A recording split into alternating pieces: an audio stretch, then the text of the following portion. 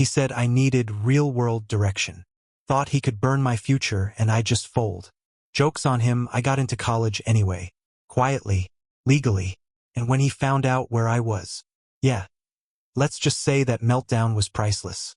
I'm Evan, 21. Quiet, sarcastic, and apparently unmotivated. At least according to Rick, my mom's husband.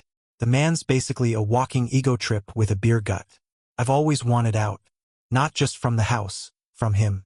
But you gotta be smart about escape. So let's dive into the story. You know that feeling when you're waiting on something big, something life-altering, and then nothing? No knock at the door, no envelope in the mailbox, not even a junk mail slip-up. Just silence. That was me. Sitting on edge for weeks, refreshing my email, pacing like a lunatic every time I heard the mail truck outside. I'd applied to 3 universities. One of them was a serious reach. One was local. And one was the one, far enough from home to breathe, close enough that I could afford it without selling a kidney. I got the email on a Tuesday morning. Subject line, "Congratulations on your acceptance to Western State University." I stared at it like it might vanish. Heart pounding, mouth dry. It was real. I reread it 5 times before I let myself exhale. But there was a note at the bottom. "Your official admission packet has been mailed to the address on file." Sweet. Except, it never came. I waited a few more days. Figured maybe it got delayed or something. But by the end of the week, I started getting that weird pit-of-your-stomach suspicion. You know, the kind that hums quietly, but doesn't let go. So I called the university. Spoke to this lady named Denise in admissions who sounded exactly like someone who hates her job and isn't allowed to hang up. She said the packet had already been delivered. 10 days ago, she said. USPS confirmed. 10 days? Now here's where things went from huh to what the actual hell. That same week, Rick had been on this whole tough love kick. Puffed his chest out more than usual, making these smug little comments about how not everyone's cut out for college, and how some boys just need direction. I brushed it off until I heard him in the driveway talking to our neighbor, Larry. I wasn't eavesdropping. I was taking out the trash, but I slowed down when I caught the tone. Rick said, and I quote, "Some kids just need direction. Real-world direction. Not every man gets handed a golden ticket. And frankly, that's a good thing." Larry laughed. Rick laughed louder. I stood there, frozen, trash bag in hand, pretending to wrestle with the lid while my brain went into overdrive. Was that about me? No, it had to be. The timing, the smirking, the weird tension in the house all week. That's when I started thinking about the letter. We live in a boring-ass suburb where the most excitement we get is when someone's dog craps on the wrong lawn. Mail theft? Not exactly common. And Rick's always been obsessed with controlling people. The way he controls my mom? Subtle. Creepy. Always wrapped up in "I just want what's best." The man literally told me once, "A real man works with his hands, not a keyboard." This is from someone who runs a scrapyard, cheats on taxes, and thinks Google is government spyware. So yeah, clicked. He saw that letter. Maybe he didn't even open it. Maybe the logo alone pissed him off. Maybe he thought if he got rid of it, I'd just give up. And to be fair, maybe I almost would've. But then I remembered how he talks about men these days being soft. How he calls me book smart but useless. So I didn't confront him. Didn't scream. Didn't ask where the hell my future went. I just said, "Cool," and walked back inside. That night I cleaned my room. Not like dusting or vacuuming, I mean scrubbed, purged, got rid of old clothes, sorted documents, gathered my ID, transcripts, and birth certificate, packed my essentials in a duffel I hid under the bed. I didn't know exactly what I was going to do next, but I knew one thing. I wasn't letting Rick win. And if he thought I was going to roll over and work in his scrapyard like some deadbeat intern under his fake mentorship, he was about to have a very rude awakening. He wanted real-world direction? Cool. He was about to watch me walk into mine and never look back. I woke up the next day and made a choice. I was done acting like the maybe kid. No more hopeful glances at the mailbox. No more checking email every hour. I'd been accepted, that was a fact. What happened to the letter didn't matter anymore. What mattered now was getting out. Quietly. And to do that, I had to play dumb. Like full, head empty, dropout core dumb. So I started slouching around the house more. Slept in. Wore the same 2 shirts in rotation. Stopped bringing up anything remotely academic. Rick noticed immediately. The man practically got high off watching me spiral, or what he thought was a spiral. "You thinking about that scrapyard job yet?" he asked one morning, halfway through microwaving a stale breakfast burrito. I shrugged. "Dunno. Maybe." He grinned. "It's honest work. Might finally knock that bookworm attitude out of you." I nodded like a good little disappointment. Internally, I was already halfway through setting up a new Gmail account under a nickname I'd used back in middle school. My goal was simple: build a second version of myself, one Rick couldn't touch. New email, new P.O. box across town, thanks to Jace's cousin who worked at the UPS store, and a clean paper trail for every form and confirmation Western State needed. I also got a job. Not the scrapyard one Rick pushed. Hell no. I went for a night shift at a gas station about 4 neighborhoods over. It wasn't glamorous, but it gave me cash, excuses to be gone, and time to plan without anyone hovering. The whole time, Rick kept playing the proud stepdad. He'd slap me on the back when I left the room, like he'd won some weird masculinity contest. "You're finally growing up, Evan," he'd say. "The world doesn't care about your little essays. You learn more changing oil than sitting in a lecture." If I rolled my eyes any harder, they would have detached. But I smiled, nodded, laughed like I appreciated the wisdom, let him keep believing I was folding like a cheap chair. The worst part wasn't even Rick. I'd expected him to be smug. The part that actually made me want to punch drywall was my mom. I tried to talk to her one night, just floated the idea that maybe Rick was taking things too far, that maybe he wasn't actually helping me, just controlling the hell out of everything. She didn't even look up from her phone. "Rick just wants you to be prepared for reality. You've always been a little sensitive. Sensitive, right? Not smart, not careful, not independent. Just sensitive." It hit me hard, because she didn't even seem malicious about it. She honestly believed Rick was doing me some favor by dragging me through his mud. So I let it go. Not because I forgave her, but because I couldn't afford to show my cards. Not yet. Instead, I poured all that resentment into logistics. I stayed up until 2 a.m. reading student housing contracts and financial aid guidelines. I filled out new forms under the burner identity, used Jace's friend Rosa as my administrative contact, and listed my alternate mailing address for every document. Rosa worked at the university part-time and owed Jace a favor. She was the kind of no-nonsense middle-aged aunt who didn't ask too many questions. When I told her what happened, just the basics, she said, "That man sounds like a whole federal case waiting to happen. You get your education, baby. I got you." She signed off on a couple of verification forms as an independent advisor, which helped push my financial aid through faster. By the end of the month, everything was in motion. School started in 2 weeks. Move-in was approved.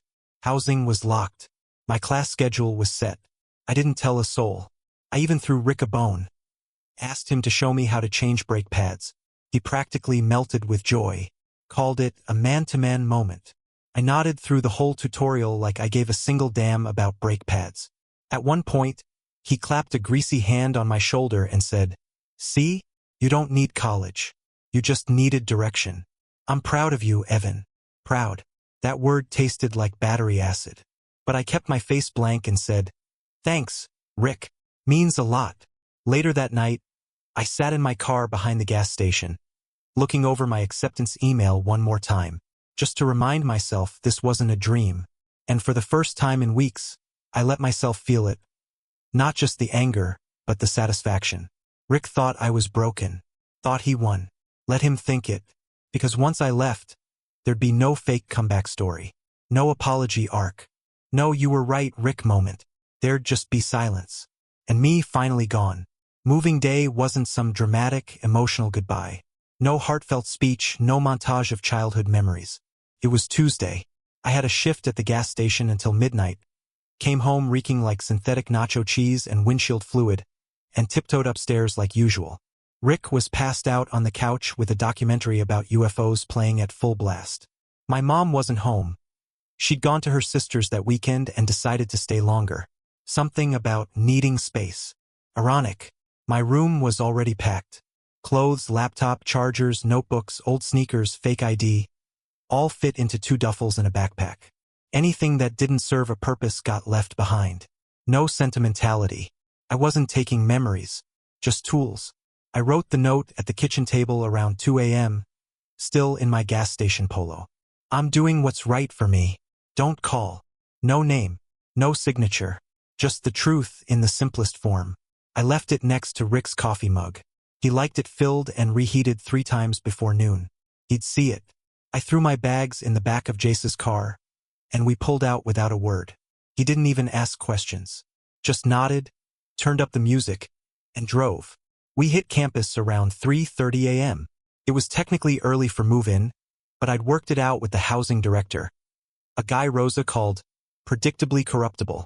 I handed over a box of donuts and 2 Red Bulls, and he handed me my keys like we were trading secrets. The dorm was quiet. One roommate hadn't moved in yet. The other, some chill philosophy major named Milo, just grunted a hello and went back to writing whatever weird abstract nonsense he was working on. I stood in the middle of that tiny room and just breathed. No one barking orders. No one is watching every move. No one is pretending they gave a shit while sabotaging me on the side. Freedom was loud in the silence. The next day, I turned off my phone and only checked my burner. Everything important was routed there now anyway.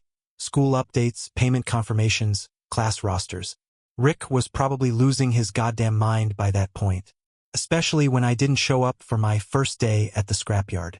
That was supposed to be the big moment, where he strutted around with his little clipboard and introduced me like some prized mutt he'd finally trained. He'd even told the guys I'd be there to learn discipline. Instead, he got silence. And a very empty kitchen table. It only took 2 days for the blowback to start. A mutual friend, someone from our old neighborhood who went to Western State the year before, posted a picture on Instagram. Just a dorm selfie. Nothing big. But I was in the background, blurry, walking past with my laundry basket, and the post was tagged. Location: Western State University. Rick saw it. I know because 10 minutes later my mom's burner account, yes, she has one, don't ask, viewed all of my recent tagged photos. And then Rick's account tried to follow me. I didn't accept. Didn't respond. I kept my phone on silent and blasted through orientation like I had something to prove. Because I did. Over the next week, I built my new life like a goddamn machine. Schedule locked in, job secured at the campus library, meal plan sorted, even a student mentor who looked like a discount Chris Evans. Meanwhile, Rick was unraveling. He'd gone to the gas station asking about me. The manager, bless her chain-smoking heart, told him I quit with 0 notice and even less charm. Then he called my mom. She tried calling me, left a voicemail that started with, "Evan, you scared me half to death," and ended with, "You're being dramatic and ungrateful." I didn't call back, because this wasn't a tantrum. This was an exit. Rick tried to show up at Jace's place. Poor bastard answered the door while holding a box of cereal, blinked at Rick, and said, "Who?" 2 more days passed. That's when the real cherry on top dropped. Jace's friend tagged me in a dorm move-in compilation, just a harmless TikTok about student chaos. Evan from room 204 is stacking his microwave on a mini-fridge like a champion. Guess who saw it? Rick, again. That night, he apparently lost it.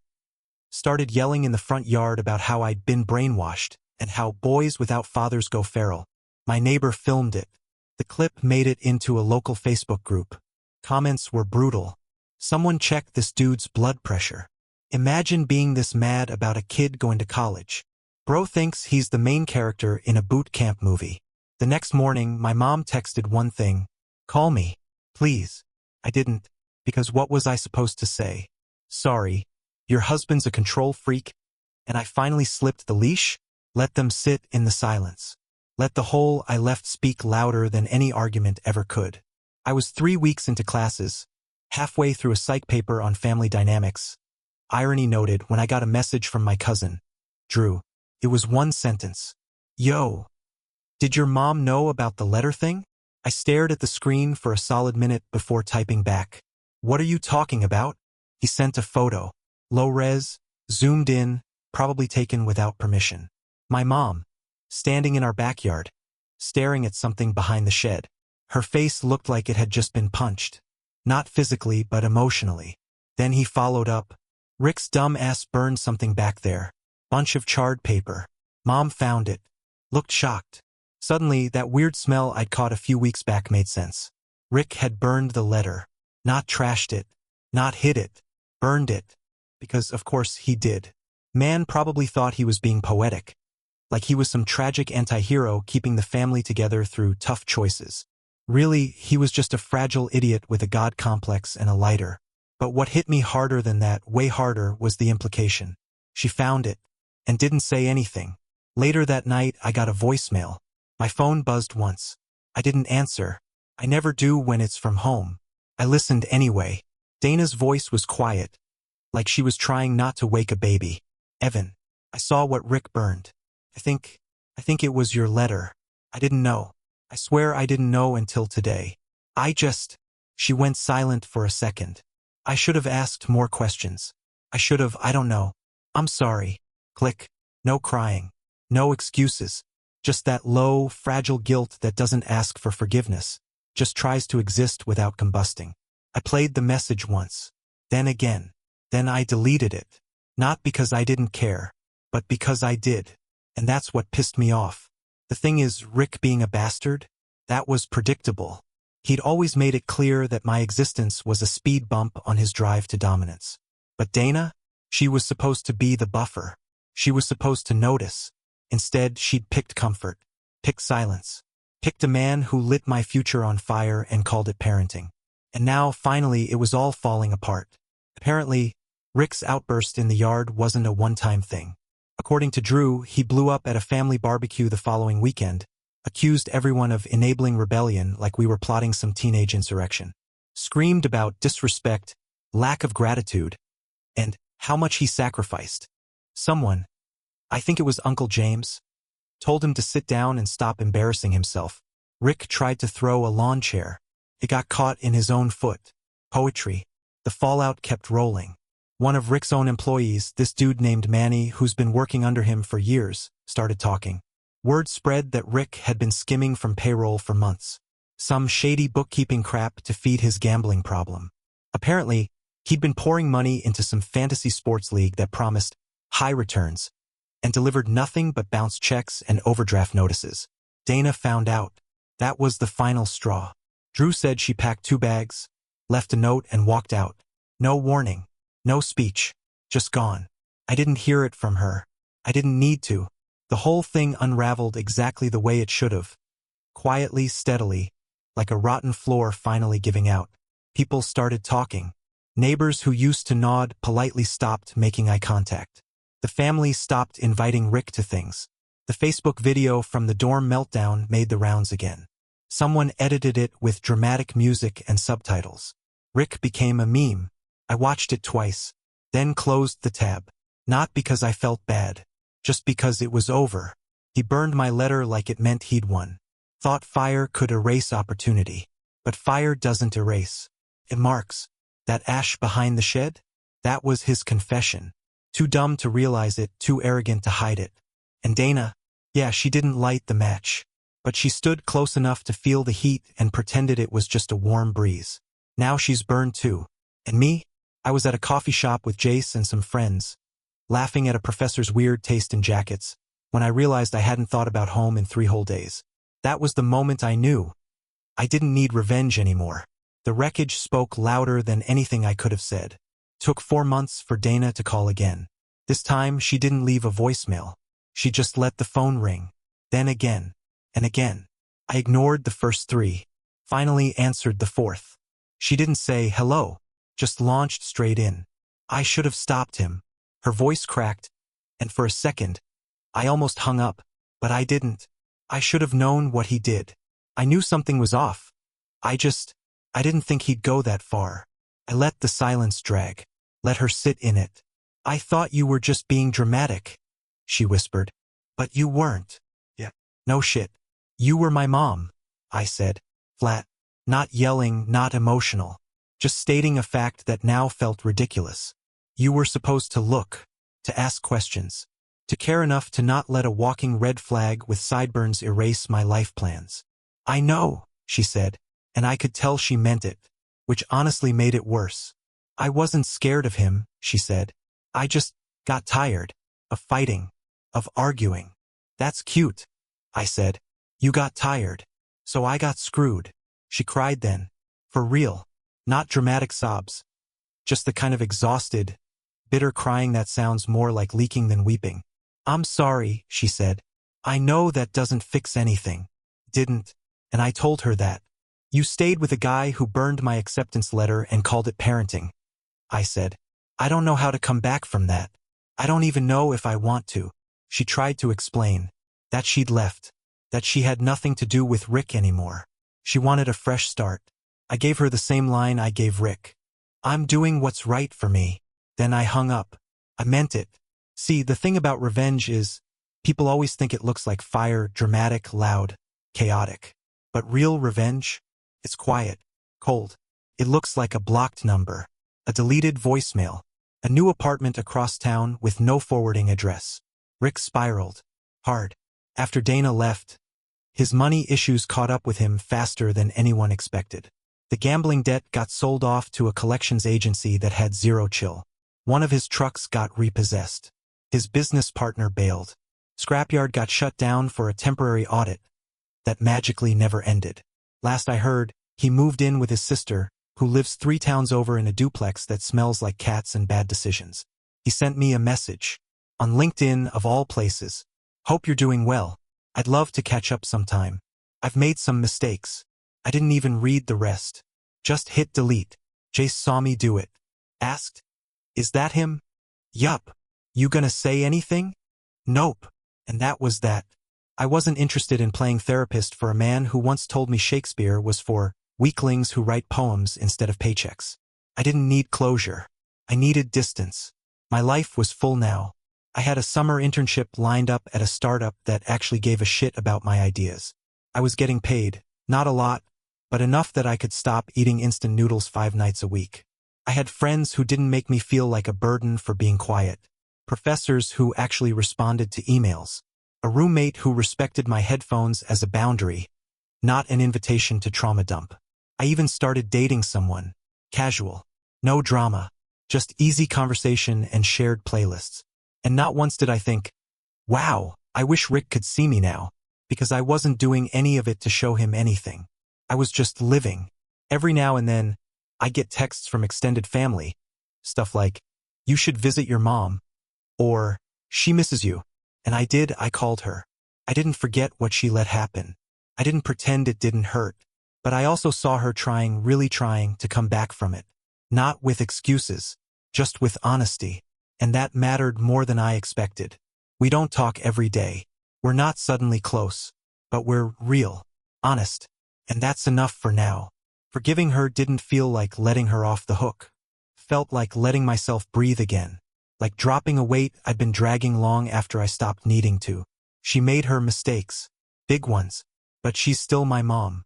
And for the first time in a long time, I think she knows what that actually means.